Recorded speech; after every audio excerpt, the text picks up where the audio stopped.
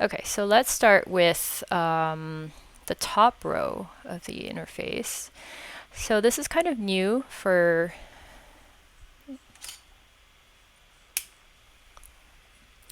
Blender. Before, so Blender 2.9 kind of did a huge UI sort of overhaul, and so a lot of things kind of moved around. The functionality is sort of consistent with the ones before, but they've kind of moved some commands around. They've like recategorized things, and so sometimes when you're doing a Google search, you might find someone describing a way to do something, but then when you try to do it, you can't find the buttons, and that's because Blender 2.9 had maybe changed that to something else. So the way to troubleshoot something like that is sort of check maybe when the tutorial or the Stack Exchange post was done, and then if it was kind of before sometime this year or late last year, I can't remember when the 2.9 came out, it generally means it's an older version, and then take the keyword and then research that keyword, but put Blender 2.9 in the search term.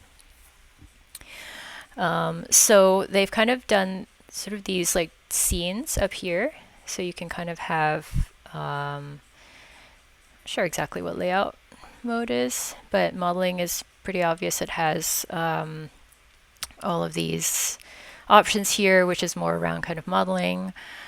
Sculpting is for doing more organic type of shapes, so you actually can kind of like, make really textural type of things, and this is like, if you're going into creating like more high detail, more realistic elements, you would kind of start going into the sculpting page. And I think there's another tool, I forgot what it's called, but it like all it does is it does this kind of like sculpting. I haven't done a lot of this, but it's good to see that there's a lot of new functionality in here. So UV editing is this idea of textures.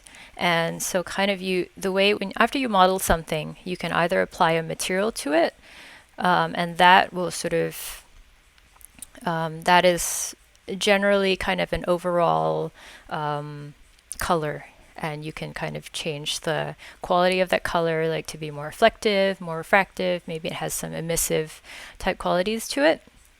But then there's this other idea of texturing where you can take an image and map it onto an object, and so that's kind of what we mean by texturing. And I kind of did a sort of like a texturing. I used texturing for the floor here. So this wood floor is basically coming from this image, which I got from the internet. Basically, you search for whatever material you want, and then a tiled version, and that way it'll enable. This will make sure that when you apply it and you want to scale it, it will look seamless. And you can create your own textures and things like that in Photoshop and or other tools. And I think next week we're going to go into texturing. So just sort of have an idea that that's there as an option. Texture paint, I guess, is kind of what it's saying. You can paint stuff onto textures, so you can artistically add to your textures. So even if you did something, if you're a bit of an artist, you can kind of draw stuff onto it, and it has kind of these sort of like basic Photoshop tools like cloning, filling, masking, and things like that. So that's kind of cool. So shading is a little bit where you go in, you like, I think sort of like you go into the texturing, but like a little bit more depth. And let's see, for example, I think if we did the floor, so generally when you add a texture, you can add it as an image.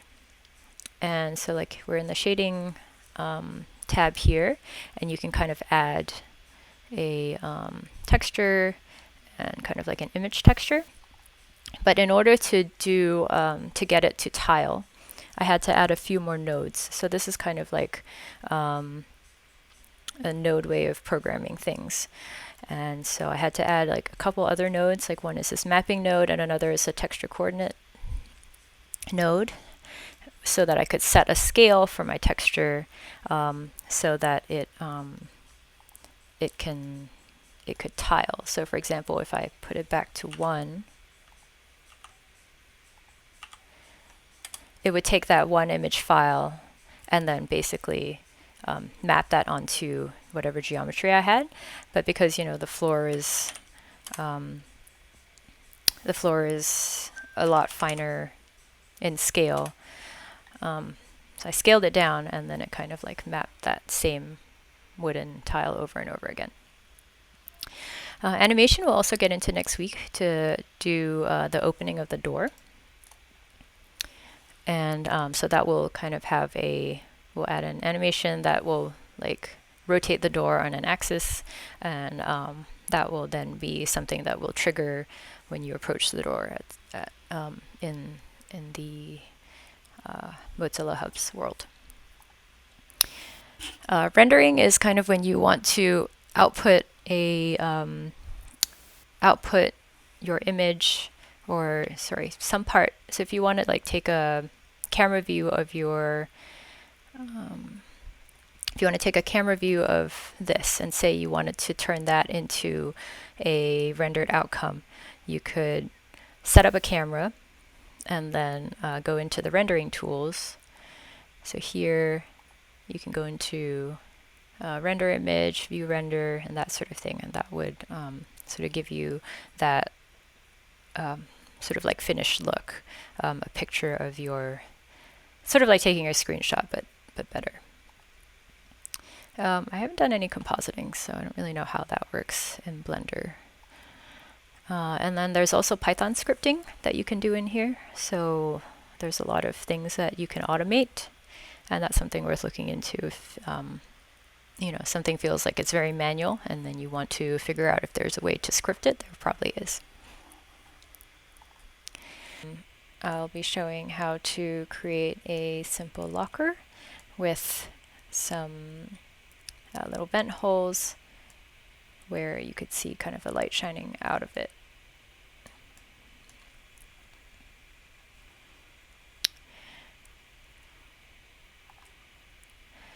And so the techniques that I'll be showing here can be used and extended to a bunch of different objects that you could model, simple objects like these, like that couch there, tables, mouse, and all that kind of stuff. So yeah, so I'm just going to save this as a new file. And this is all going towards building a hackerspace in VR. So we're going to start with a mesh, just a plane over here. And I'm going to move that next to the other lockers. I'm going to use the top view here to make sure that the lockers are sort of in line with each other.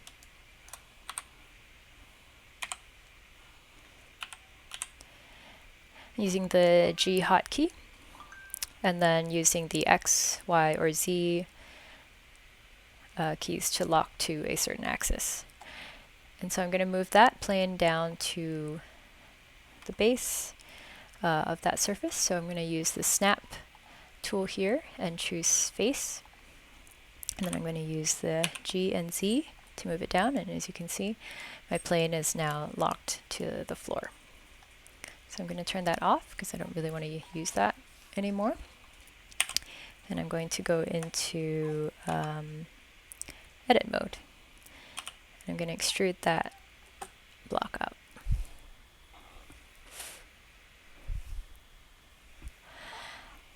And so I want it to be 7 feet. So I'm going to just type in 7 and enter. And so now we have my locker.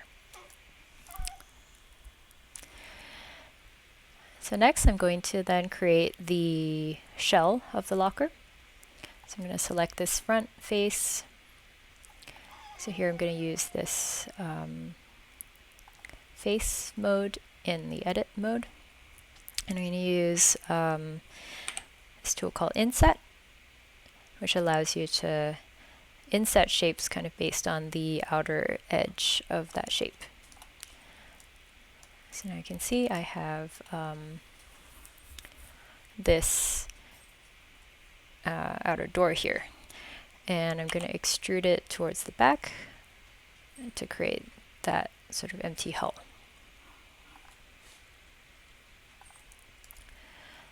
So I'm going to use this, I'm going to undo that, and then I'm going to go into wireframe mode so I can see how far I want to do this.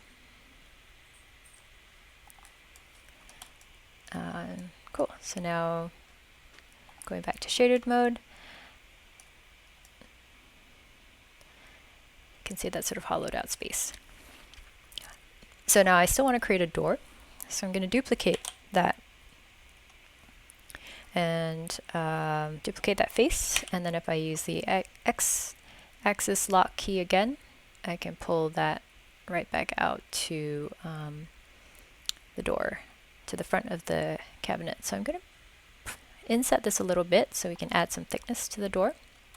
And then I'm going to create a separate object from this so that we can then later do some animations to keep the door open.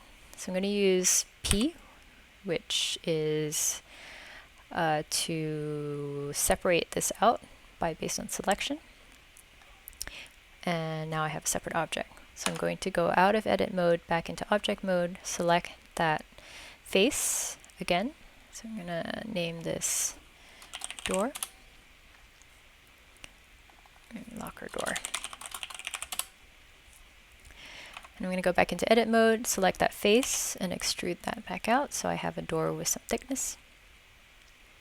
And I'm going to go out back into object mode, and what I want to do now is, in order to create holes for where the vents are going to be, sort of the best technique that I found after trying a few different ways is to use the boolean modifier, and what that does is it cuts a hole out of your solid. And so what I'd shown a little earlier, we created holes out of a plane, but that became very tricky to create a solid back out of that plane. So I think the fastest way is to create the solid first, and then cut the holes out, and then create the vents from there.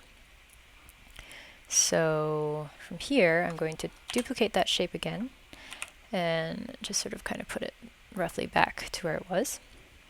And then I'm going to change the origins of that object and set it to the geometry. And now I'm going to scale it. So I'm probably going to scale it by the Z-axis. So again, you can use the axis lock tool again. And I'm going to click this to front view so I can sort of roughly see how big my object's going to be. I'm going to move that back up. So roughly that's going to be my top one. And then I'm going to scale it on the Y-axis to bring that sort of in a little bit. I think that sort of looks right. And then lastly, I'm going to scale it on the X-axis to make sure that it it'll cut through the entire door. And I'm going to double check that. And so that looks like that covers that entire door. So let's go back to shaded mode, and I'm going to go back to front view. I'm going to duplicate that and move that down on the Z-axis. And duplicate that down again, copy that down to the Z-axis.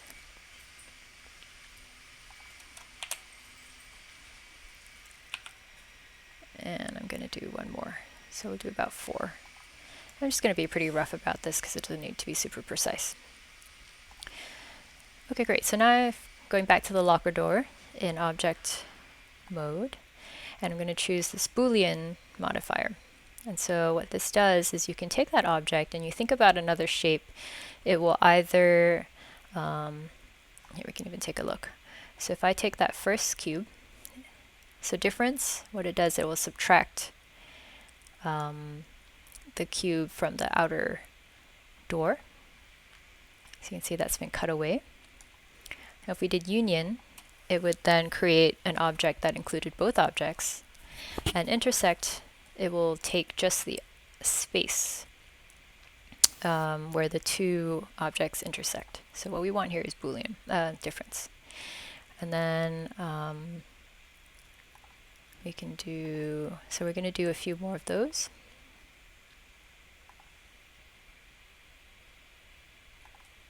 That's my second one.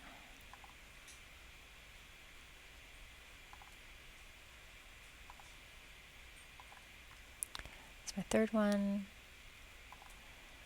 And this last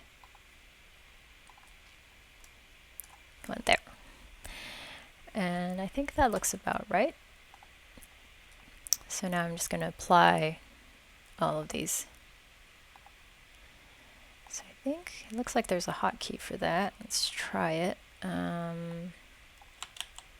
Do Alt A. Yep, that applied one of them. So I click on it and hit Alt A. That applied all of them. Okay, great. So now if I hide those, you can kind of see that the holes have been created. And just to confirm that, I'm going to go and duplicate this little light that I had over here and move that over on the y-axis. And to add a light object, you can go to Add, Light, and Point. And then basically where your cursor is where the light object will be found, and you move it into the space that you want. And if you want to edit the light, if you have your light selected, you can go to this little light bulb here and change the color of it. I kept the wattage down to about 10 watts because otherwise there's just a lot of light spill. And finally, to take a look at it, I went into shading mode, and that sort of shows you what it would look like in kind of a rendered setting. So those gaps are kind of big, but that's okay. So now we're going to go back to our locker door, and I'm going to go out of shading mode, back into viewport shading. I guess this is kind of like rendered shading, and this is like plain gray shading, so you can see your shapes, but there's no materials or textures added to it. So now we're going to go into edit mode, and I'm going to go into vertex selection, and I'm going to select these outer vertices. And what I'm going to do is I'm going to extrude them on the x-axis. So we now have a front sort of extruded surface to where these vents are going to be. And then I'm going to hit the F key to create faces. So the F key will create faces when it can see a closed set of looped vertices. So this, the next part, what we're going to do is we're going to create these kind of little shapes, sort of triangular shapes here, which are really useful for when you're doing low poly objects and you want to make things seem a little bit more organic. Kind of like this couch is kind of made out of blocks and then beveled to sort of create that sort of more organic shape effect. So now I'm very far from my object, and I want to focus on it. There's a hotkey if you have a number pad, which is the full stop, and that will bring you in a little bit closer, or you could go to View and Frame Selected. So I just learned that today from Trammell, and that was really helpful. So we're going to start with the top. And now to bevel objects, to bevel vertices, so just to do a regular beveling, so say you were to bevel a edge, it would be Command B, and you can see that kind of creating a cut into that whole edge there. But now we're going to just be working with vertices. And so the command is Command Shift B. As you can see, it sort of cuts sort of like a triangular shape out of that. So we're going to get to the end of the inner right and then close to the bottom down there.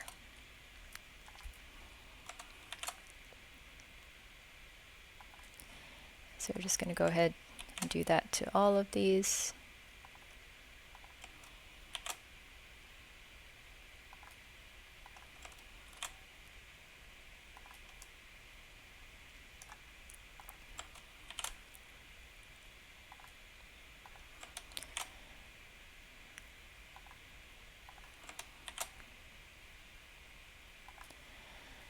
Cool. And now let's take a look at that. Go back into the sort of rendered mode. And there you have it.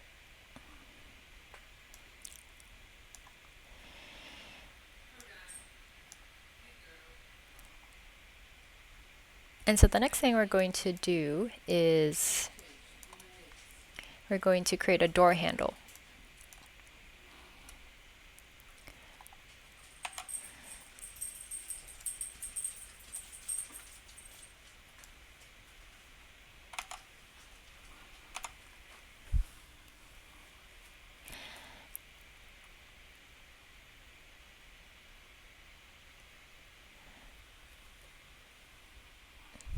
You want to call?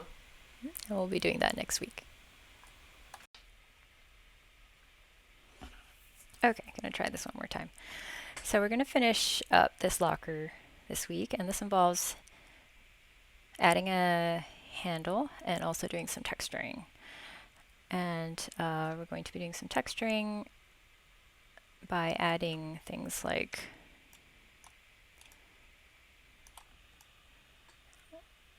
not seeing it there.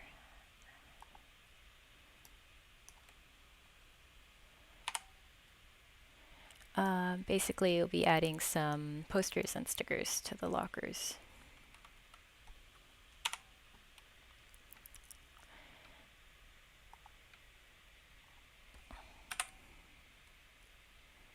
It's going to look something like that. So I'm going to go into modeling mode because that that makes it a little bit easier to see all your objects, and I guess the textured stuff doesn't really show up there. So I'm going to go into wireframe up here, and you can see I placed my cursor close to my object that I'm working on because there are a lot of objects in the scene right now, and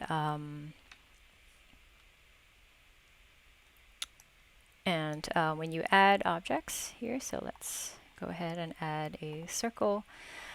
It's going to add where my cursor is. And you can set cursor by hitting F3 and then going cursor to active.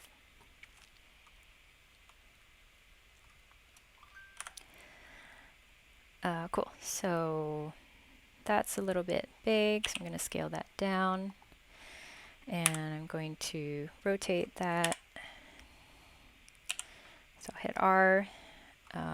On the x-axis, 90 degrees.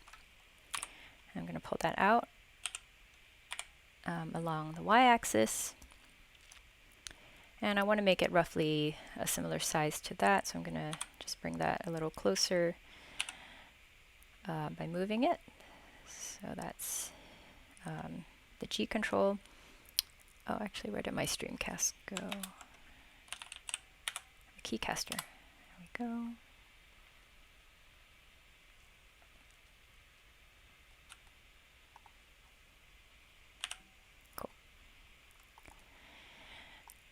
So I'm going to select that circle again.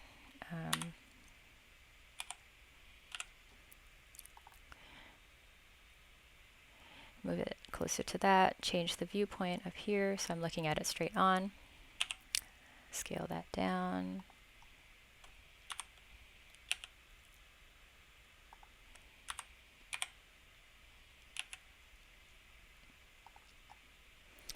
Okay, so that's kind of roughly the same size. I'm going to bring that back over to the locker that we're working on here.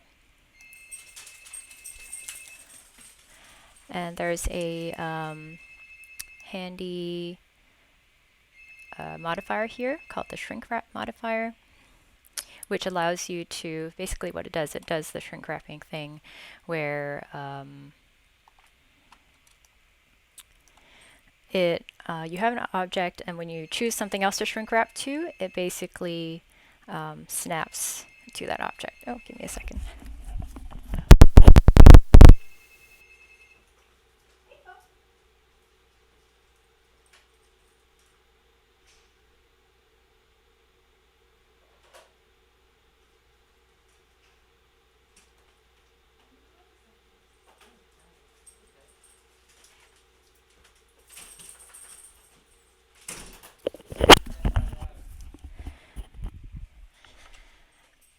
Okay, cool. So now we're going to shrink wrap it to the front of this locker door. So you can see you use this picker tool here, and I'm looking for the locker door. So let's change that to sort of shaded mode. So now I can find this locker door. Oh, it's not doing it. Let's try that again. Okay, it's still part of that object. So what I'm going to do is, so this is kind of a long-winded way of doing it, but I'm going to separate the object, and now that it's its own object, I should be able to shrink wrap it. Okay, shrink wrap to the locker door. See, so it just kind of sticks to the locker door, and then I'm going to apply that. So now it's basically on the surface that I want to do it, and I'm going to go back into editing it. Oh, looks like my camera's not working.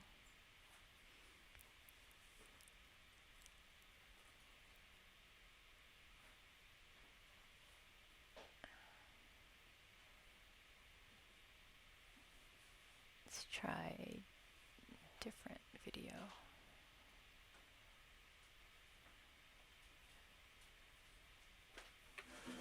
Cool, just use my laptop video.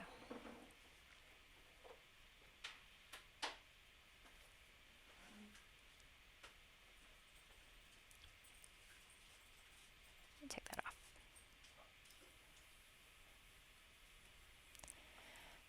Cool. Okay, so from here,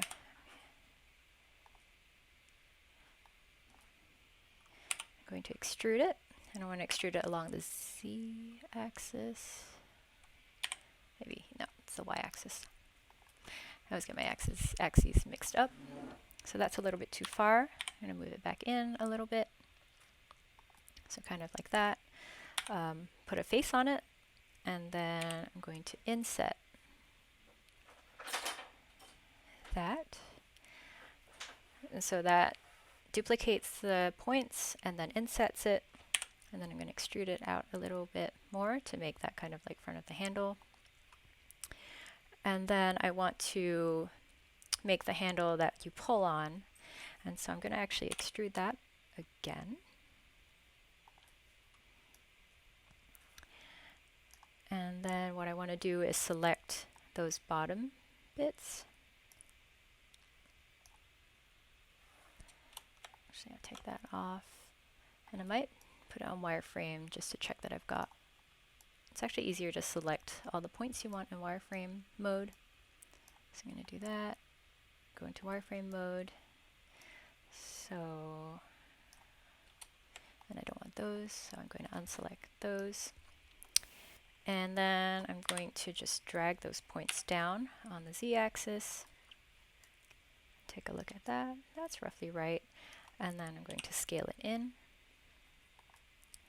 so it's a little bit more contoured. Oh, Looks like I've selected too many points there. Let's unselect those, try again. Oh, I think it actually wants to pull on those points behind, so let's extrude this one more time. Move that back in on the y-axis and extrude it one more time. Okay, so now I can select just these points.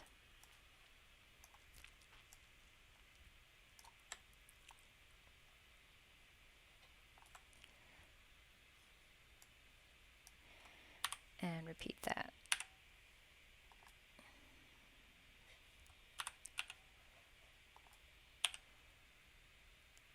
And then we scale that in.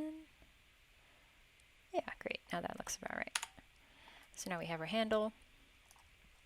And let's take a look at that in sort of material mode.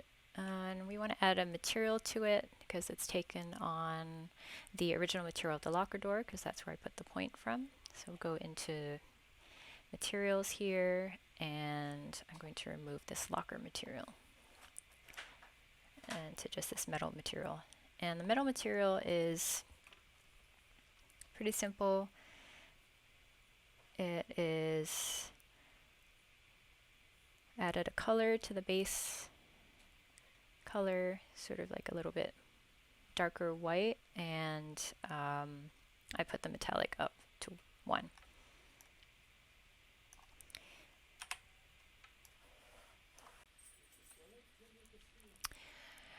Okay, now that we've got our locker, we're going to add some posters, and this will apply to stickers too, if you kind of want to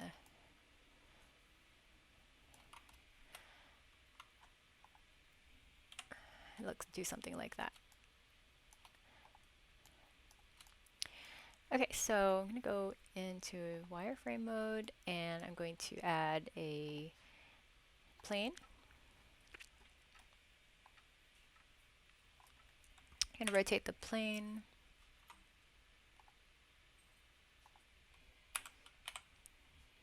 along the x-axis.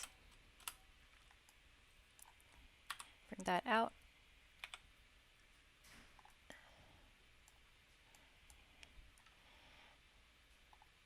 Go to front view and get it in place a little bit.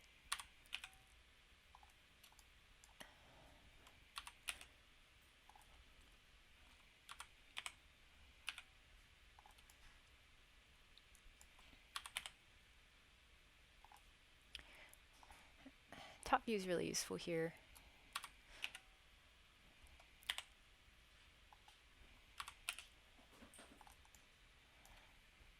Okay, that's sort of about right. You scale it down a little bit.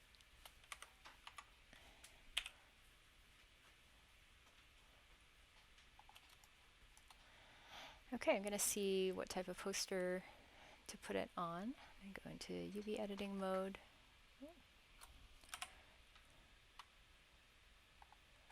Back into wireframe, and then oh yeah, so when you go into UV editing mode and you unwrap it, it places itself basically across the whole image. You can add your own image here. Pick an image, and right now I've got a whole series of sort of different posters and pictures from the lockers at Resistor. And later on we'll add a few more additional ones. So I think I'll do the map here. So I'm just going to scale this to match, and then kind of like rotate it a little bit, scale it down a little bit more, scale it a little bit more on the y-axis to flatten it a little bit to get that longer aspect ratio. I just want it to roughly cover. And then I think I'm going to kind of make the map a little bit more bendy, and so I will add actually in edit mode, I will go into loop, cut, and slide.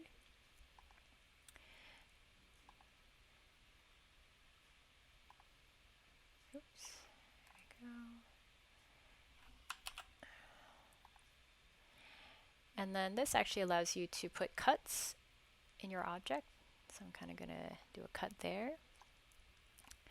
And then I'm going to subdivide the bottom. So you do a search, subdivide, or you can do an Alt-E, and that will be one of the options as well. And that breaks up that rectangle into 4 smaller rectangles. And I'm going to do another subdivide here.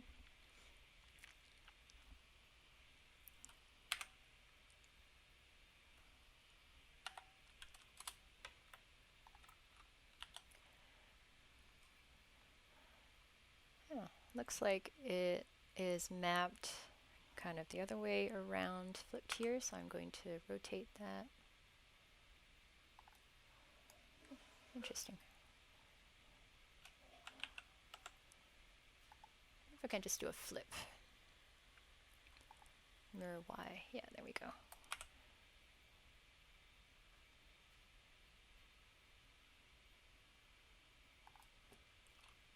And because we kind of rotated it earlier, the mirror is going to kind of skew it a little bit.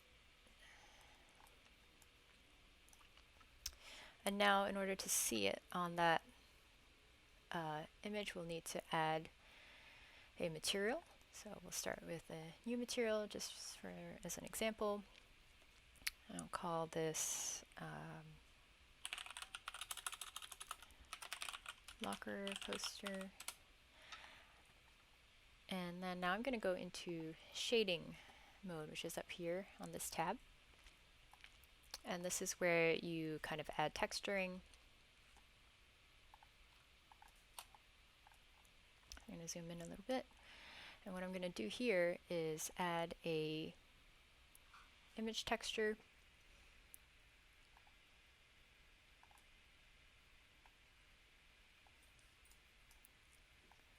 And I'm going to apply the same image I have over there, which is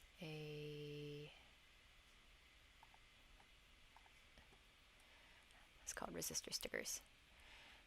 Okay, and then I'm going to hook the color up to the base color, and then go into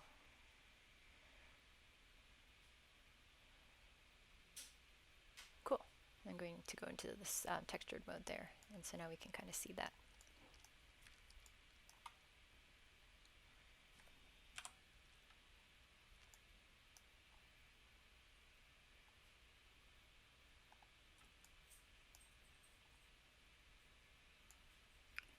I think that's rotated around to the back. Great. I'm going to move that up a little bit. I'm probably going to squash it a little bit more. So I'm going to scale it on the y-axis. Oh, actually no, I think it's z. Yeah. Yeah, there we go. That looks a little better. And then I'm going to go back to edit mode again. Huh, looks like it's been rotated again.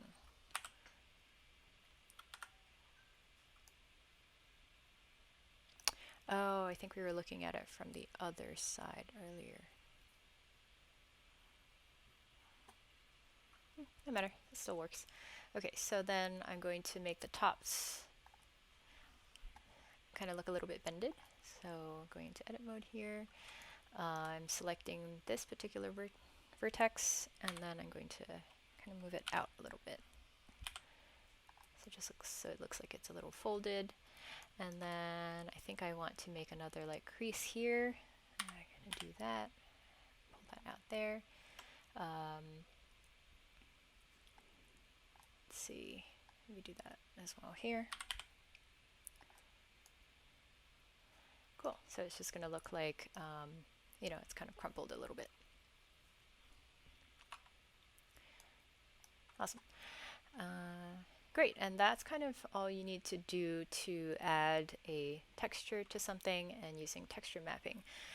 And now we're going to do something a little fun, which I learned from Ian Hubert, who does these lazy Blender tutorials, basically to make a kind of like torn, worn out kind of look. Now keep in mind that this, when we export this, once we start adding these different kinds of shaders, they won't actually export to your VR GLTF readable mode, because those export formats don't support most shaders. They only kind of support this shaders that just have normal maps and bump maps and the kind of like basic shader style. But there's another way where you can kind of bake your textures onto the shader to get that to show up as they kind of are being rendered. But for now, we'll just kind of add some rips and holes for fun. Okay, so now what we want to do is we want to add a few more shader nodes. We will add a diffuse mode that will have like the white ripped edges, and then we're going to add another transparent shader. And then this one's fun, which is a kind of mix. It's called a mix shader, and that kind of is what mixes those different shaders together. So we'll do the transparent one first.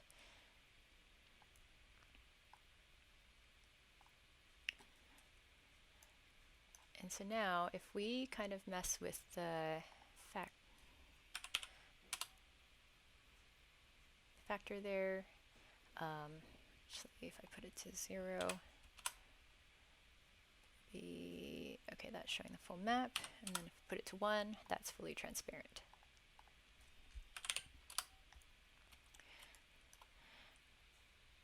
And then in, so in the material here, we want to change the settings here, the blend mode, to alpha blend. Great. Okay, so now in order to kind of change that, to vary this factorial around the whole image, we're going to add some noise so it doesn't look so consistent.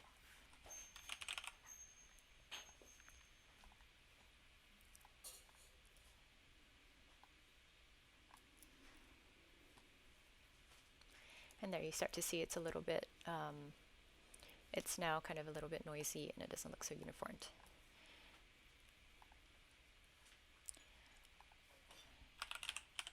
So we're going to add a color ramp in there as well. And that's to sort of like increase the contrast.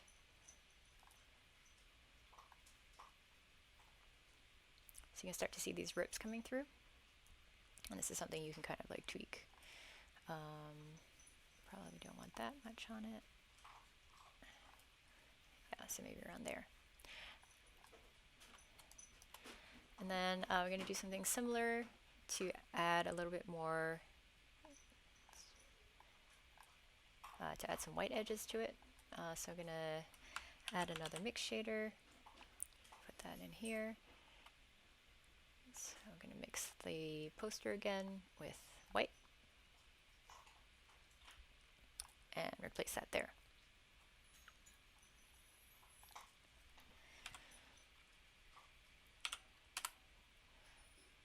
So you can see you can play around with that a little bit. And then I'm going to add in the noise factor again by doubling up the color ramp. That's not what I wanted to do. Replace that node. Put that node in here. And then take the color output of that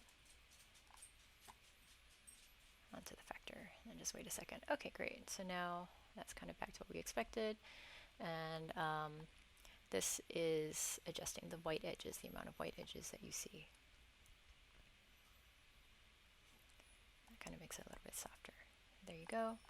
And then let's increase the detail on that. Let's see how that looks. You can see it's starting to see that little bit sort of like a fade. So maybe we don't want that much over there. Okay, I'm going to put that at 7. And then the other thing that we're going to do is add a brightness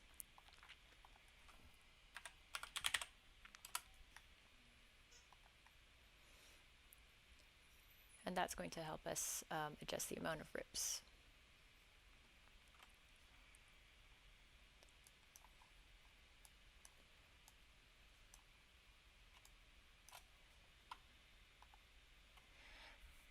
So I'm using these the arrow key here, which actually like does quite big jumps. But yeah, so that's something you can kind of like play around and tweak with. So maybe that's a little too much.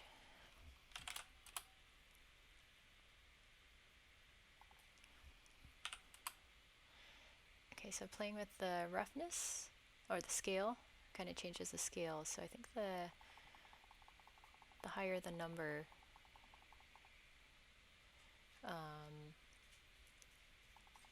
the smaller the individual kind of like holes and rips are.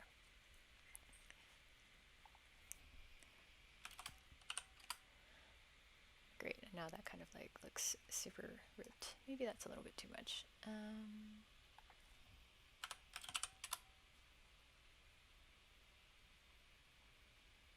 But yeah, those are things that you can tweak and play with. So I applied that same technique to kind of put this painted floor. So what I had to do to make the floor show up in the actual kind of like shaded mixed texture to show up is that after I created the texture, I then baked it, and then after I baked it, then replaced that initial texture. So now it actually, the image itself looks like this, but the workflow was kind of very similar to the sticker kind of texturing. And let's see, I will bring that material up. So if I change this material out to floor shader, that's what I had kind of done earlier. And so you can see that's actually with the shader nodes. And oh yeah, this is also interesting. Okay, so this originally I put a wood plank in here, and the wood plank texturing was actually pretty large.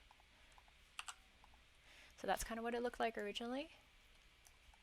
Now in order to, and so you can do a thing called tiling, which actually takes the full texture, and then you can scale it down and tile it across multiple times. So you can change the scale of your texture.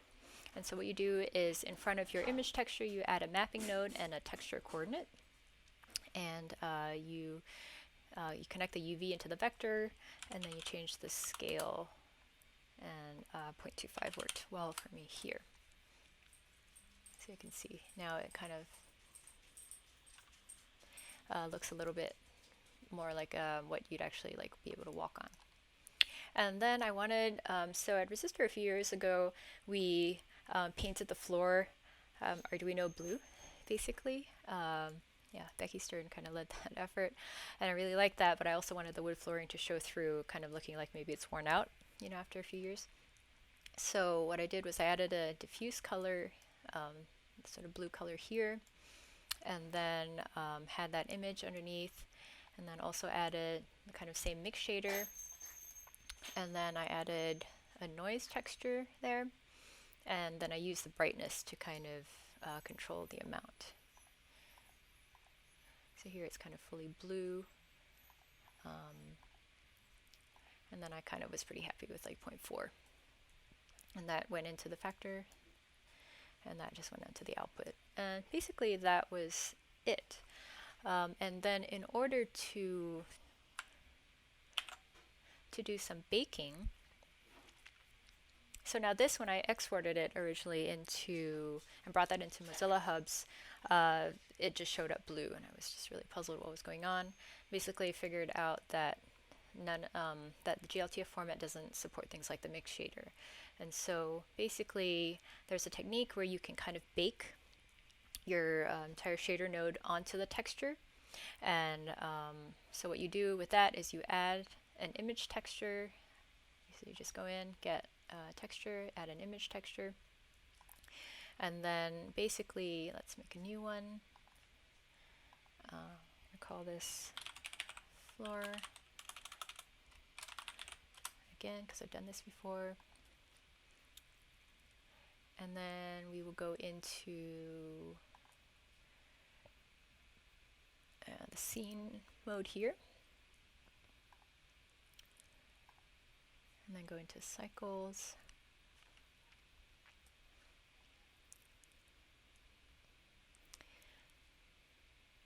And under the bake section, I took off, sometimes it usually starts off with direct and indirect lighting, and that helps like casting shadows and stuff like that, which we're not going to do with the floor because we're going to use the lighting from Mozilla Hubs itself to cast the shadows. But I might change my mind on that, we'll see. And then kept the color on, and then you go bake. I think that should be it. And then I'll start doing its baking thing there.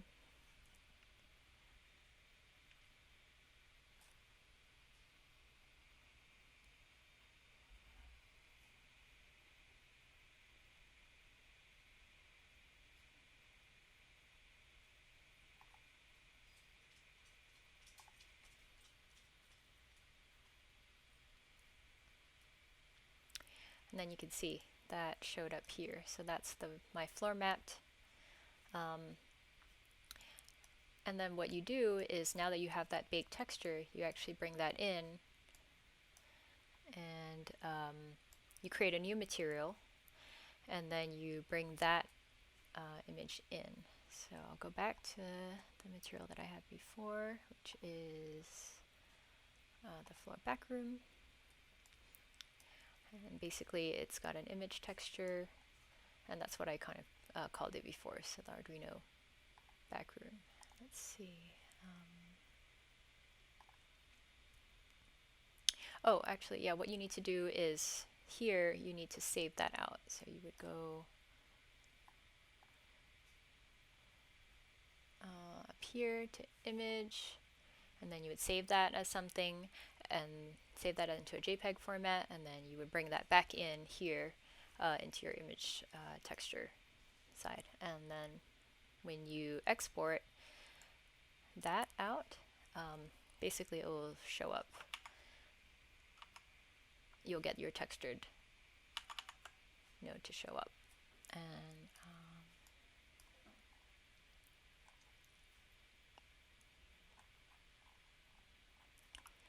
let me see if I can get that.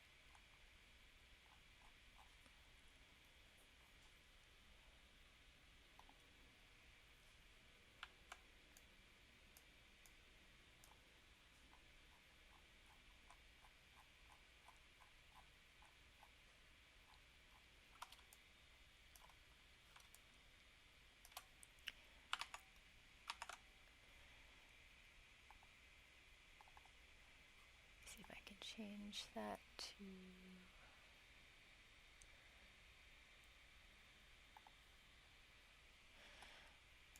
so this is my Mozilla Hubs scene editor in Spoke, and I had exported the entire room and brought that in, and now you can see there's sort of that wood grain texture mapped on there. And yeah, that's about it for texturing.